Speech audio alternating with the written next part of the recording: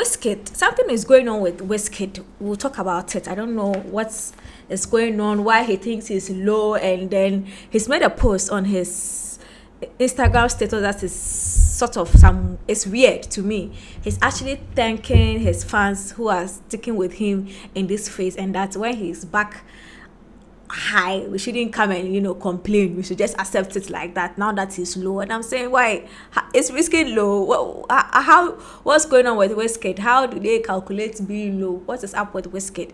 If you're a Wizkid fan and you're watching, drop in the comment section what is up with Wizkid, because me, I just thought it is one of those things where artists at a certain point, if they don't have a song, and Wizkid is not that kind of person that likes to put his personal life out there, or is always gallivanting on social media for no good reason. So I'm thinking that he's probably in the studio busy working on something new, or probably hopping on other projects. But I didn't know he was actually facing a real time low. So if you're a Wizkid fan, what is wrong with Wizkid? Let us know.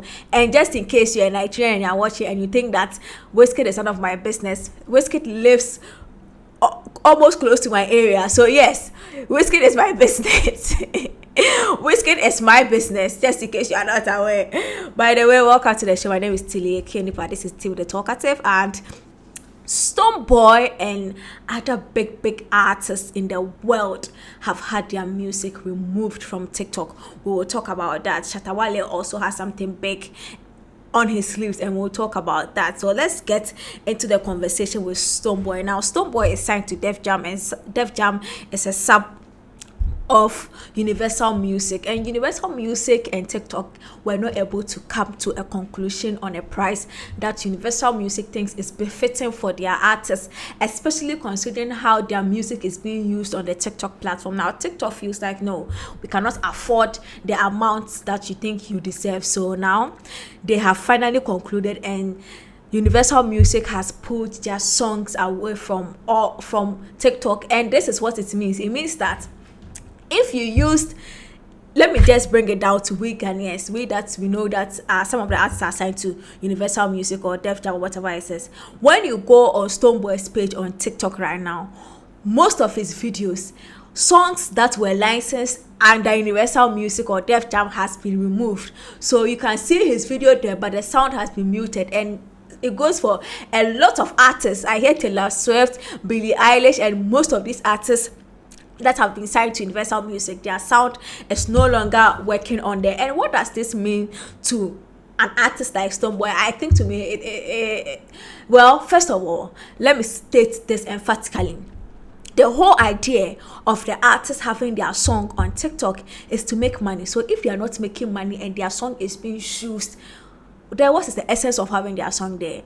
But truth be told, these are artists. The platform that recently has activated music the most has been TikTok, which goes on to say that TikTok users use music more. So if they feel that their music being used there is not even generating 1% or less than 1% or not more than 1% of the revenue of Universal Music Group, then it doesn't make any sense business wise to them. And which is why I understand the mother body, which is Universal Music, for wanting to pull this thing. But what does it mean to the artists and to the content creators and the other people on TikTok? Now, as I said, TikTok is mostly voice driven app or music or sound driven app. Now, if you say you've pulled Stonebwoy songs or those artists their songs off, it means that every content creator that cuts their video according to the Stonebwoy sound into the future, how the sound races, it goes down, how they cut it, or now you watch the video doesn't make sense anymore. When you go on Stonebwoy's page himself, Stonebwoy's page is mute, like it's 90% mute now because the sounds there have been pulled away. Now, when you go on content creators that use Stonebwoy's song to create content, those content don't make sense now because the sound is not there.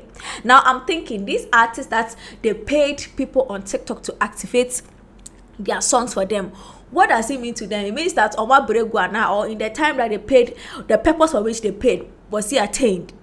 If not, that is a conversation they must also think and really look at. Also, my thing is that TikTok, even though they are not paying the artists well, I think TikTok activation of music has actually reflected on the revenue generating platforms, or other revenue generating platforms. What am I saying? If a song picks on TikTok and TikTok creators have jumped on the song, or they jump on the song, it directly reflects on the streams on Spotify for the artist. It directly reflects on the streams of YouTube for the artist. Some of songs like this, our piano sound, paper, paper, and all these hit songs that got activated on TikTok automatically reflected on their YouTube streams, which means that yes, TikTok might not be the platform that is giving you the money, even though the music is being used. But artists go, or creators go on YouTube, go and look for this sound, get the sound, plays over and over again, because now on their TikTok feed, in their mind, that's the song that plays there. So they go and look for it to create their content. Some people also go and look for the song because they like the song. I mean, Meteor Piano, and all other songs that I've heard, it was because of TikTok.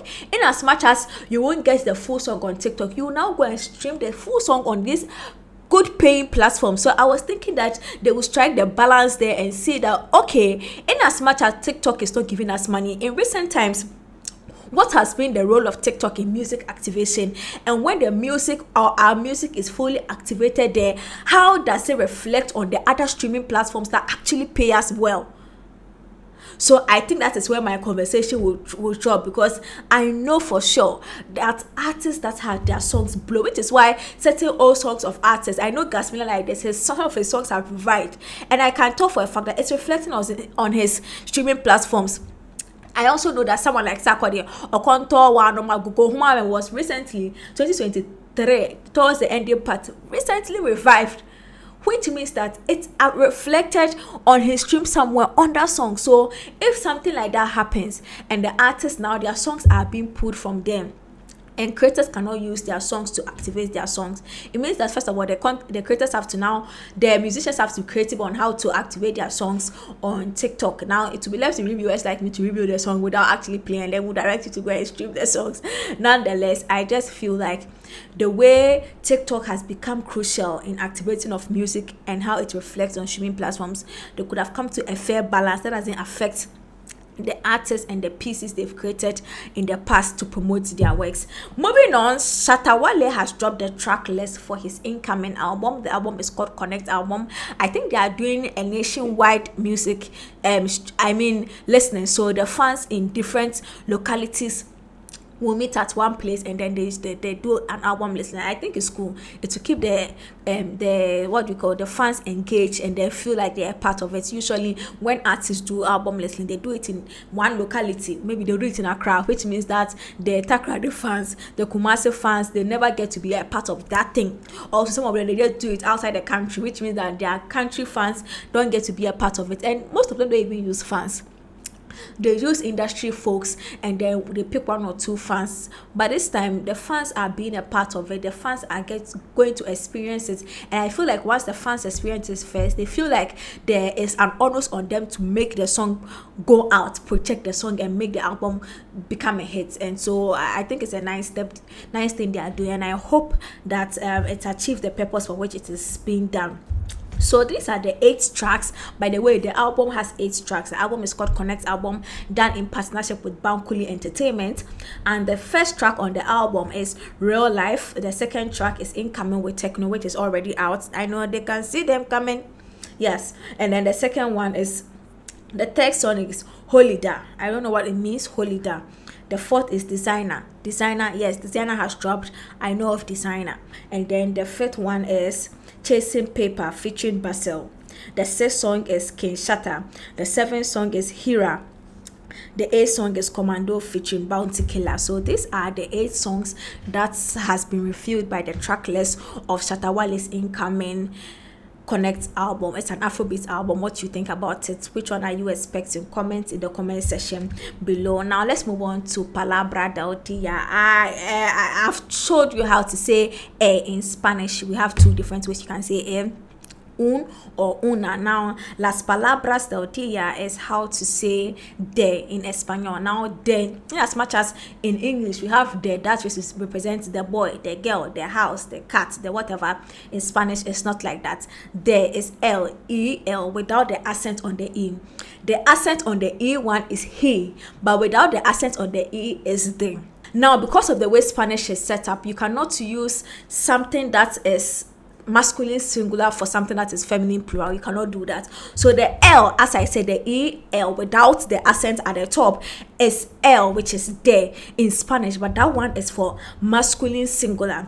And then for something that is feminine singular, you use la, and la also means de. And in situations where you are talking about something that is masculine plural, you use los, L-O-S, which means they also. And then in something that you're using, or in a situation where you are using feminine plural, you use las, which means they also in Spanish. So let me give you an example so that you can better understand. Gato is cat in Espanol. Now, if I want to say the cat is small, the cat is small, and I want to say it's a feminine, it's a masculine cat. Let me start with the L one. It's a masculine cat. So you say el gato es pequeño. El gato es pequeño. The cat is small. Now, if it's a feminine cat, like it's a female cat, I will say la gata es pequeña. La gata es pequeña. The cat is small. Now, if it is two cats, but they are boys or they are males, and I want to say, or maybe it is even a male cat and a female cat, but it's more than one, I will say los gatos es pequeños. Los gatos es pequeños. Gatos with the los. And then if they are more than two or more than one female cats, they are all female cats, but they are more than one, I'll say las gatas es pequeñas.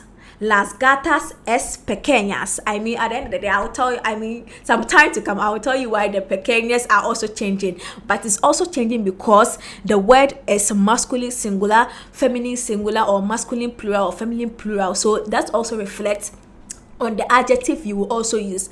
But since we are talking about de and how de is used in Spanish, these are the 4 different ways to use de in Espanol. Either el, which is for masculine singular, la for feminine singular, los for masculine plural, or las for feminine plural. So these are the ways to use de in Espanol: el, la, las, y los.